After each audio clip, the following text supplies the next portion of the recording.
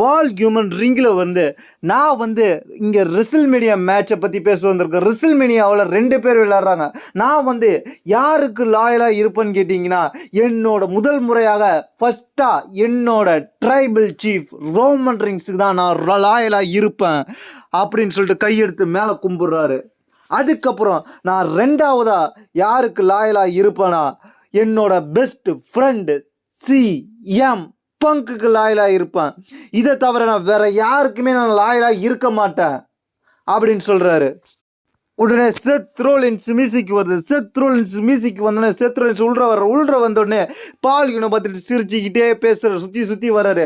பால் human, நீ யாருக்கு ஃபேவராக இருக்க போற ரெசில்மேனியாவில், அதுக்கு இங்கே பதில் சொல்லு அப்படின்னு ஒரு பிக்கெஸ்ட் கேள்வியை கேட்குறாரு. நீ உன்னோட பெஸ்ட் ஃப்ரெண்டு சிஎம் பங்குக்கா அப்படின்னு சொல்ல என்ஜாய் பண்றாரு. சிஎம் பங்க் ஆர் உன்னோட நீ வைஸ்மேனா இருக்கிறிய ரோமன் ரிங்ஸுக்கா? நீ இங்கே இந்த பதிலை சொல்லி ஆகணும். நாங்கள் இங்கே 3 பேர் சண்டை போட போகிறோம், சிஎம் பங்க், ரோமன் ரிங்ஸ், நானும். ஆனால் நாங்கள் 3 பேரும் வரலாறு படைக்க போகிற நேரத்தில் நீ வந்து இங்கே எங்களோயே ஓவர்டேக் பண்ணிக்கிட்டு நீ ஃபேமஸ் ஆகிட்டு இருக்கிற.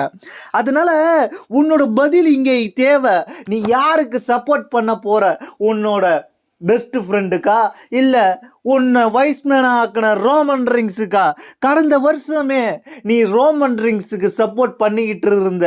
ரோமன் ரிங்ஸ் உன்னை மதிக்கவே இல்லை. ரோமன் ரிங்ஸுக்காக நீ என்னென்னமோ செஞ்ச. அவனோட ஷூவெல்லாம் பளபளப்பாக்குனா, அவனுக்கு ப்ரைவேட் ஜெட்லாம் ரெடி பண்ணி கொடுத்த, நீ என்னென்னமோ செஞ்ச. ஆனால் அவன் உன்னை மதிக்கல. கடைசியில் உன்னை ரெசில்மேனியா முடிஞ்சதுக்கப்புறம் அந்த பிளட் லைன் நீ பார்த்துக்கிட்டு இருந்த, நீ வச்சிருந்த, நீ உருவாக்கின ஃபேமிலி பிளட் லைனே உன்னை அடித்தாங்க. உன்னை அடித்து உன்னை உயரமான டேபிளில் தூக்கி போட்டு உடைச்சாங்க. அப்போ கூட ரோமன் ரிங்ஸ் உனக்காக உதவ வரலை. ரோமன் ரிங்ஸ் நீ அடி வாங்கும் போது உதவ வரலை.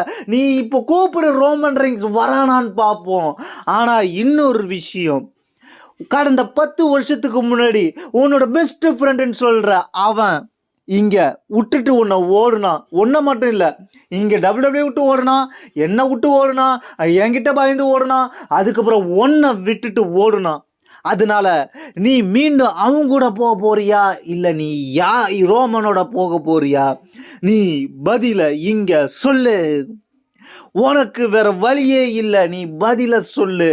நீ பதில் சொல்லியே ஆகணும். ஆனால் உனக்கு ஒரு விஷயம் தெரியுமா?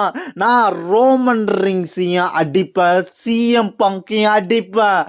அதே சமயத்தில் நீ யாருக்காவது சப்போர்ட் பண்ணணும்னு நினச்சினா உன்னையும் கதையை முடிப்பேன். உன் தலையில் ஸ்டாம்பு உழும். நீ அதனால் பார்த்து பத்திரமா இருந்துக்கோ. இப்போ நீ ரொம்ப ஓவரா பேசிக்கிட்டே இருந்துட்ட. அதனால நீ யாருக்கு சப்போர்ட் பண்ண போறன்றத நீ சொல்லணும். நீ சொல்றத வரைக்கும் நான் உன்னை விட மாட்டேன். ஆனா உனக்கு ஒரே ஒரு சான்ஸ் தரேன். ஹே பால், இப்போ நான் உன்னை அடிக்க போகிறேன். உன்னை காப்பாற்றுறதுக்கு உன்னோட ட்ரைபிள் சீஃப் வரானா, இல்லை உன்னை பணம் தான் முக்கியன்ட்டு போன உன்னோட பெஸ்ட் ஃப்ரெண்டு வரானான்னு பார்ப்போம்.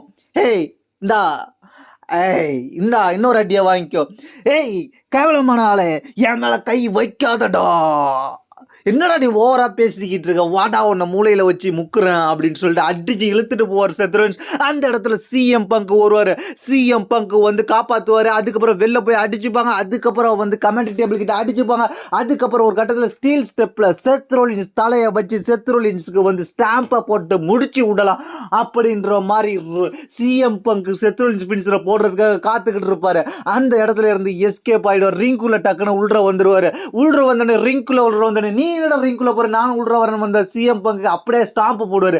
ஸ்டாம்பு போட்டோடனே அதிர்ச்சி ஆயிடுவாரு பால் ஹியூமன். என்னடா நடந்துருச்சு நம்ம பெஸ்ட் ஃப்ரெண்டுக்கு அப்படின்னு சொல்லி பால் ஹியூமன் சிஎம் பங்கை பார்த்துக்கிட்டு இருக்க. அந்த வேடிக்கை பார்த்துக்கிட்டு இருந்தப்ப வெறியான செத் ரோலின்ஸ் அப்படியே ஓடியாந்து வந்து பால் ஹியூமனுக்கு ஸ்டாம்ப் போட போறாரு. பால் ஹியூமனுக்கு பக்கத்தில் போடுவார். பால் ஹியூமன் கரெக்டாக நவுந்துருவாரு. அதுக்கப்புறம் என்ன சொல்லுவாருன்னு கேட்டிங்கன்னா, பால் ஹியூமன், நான் ஒன்றை ஸ்டாம்பு போடணும்னு குறி வைக்கல, சும்மா தான் வந்தேன். ஸ்டாம்பு போடணும்னு குறி வச்சா உன் கதை முடிஞ்சிருக்கும். அதனால நீ ரெசில்மேனியாவில் எனக்கு மட்டும் நீ சப்போர்ட் பண்ணுற. அப்படின்னு ஒரு பயங்கரமான வார்னிங் கொடுப்பாரு. பால் ஹியூமன் எதுவுமே சொல்லாம ஷாக்கிங்கா இருப்பாரு. வேற லெவல் செக்மெண்ட்டை கிரியேட் பண்ணிட்டு போயிட்டாரு செத் ரோலின்ஸ்.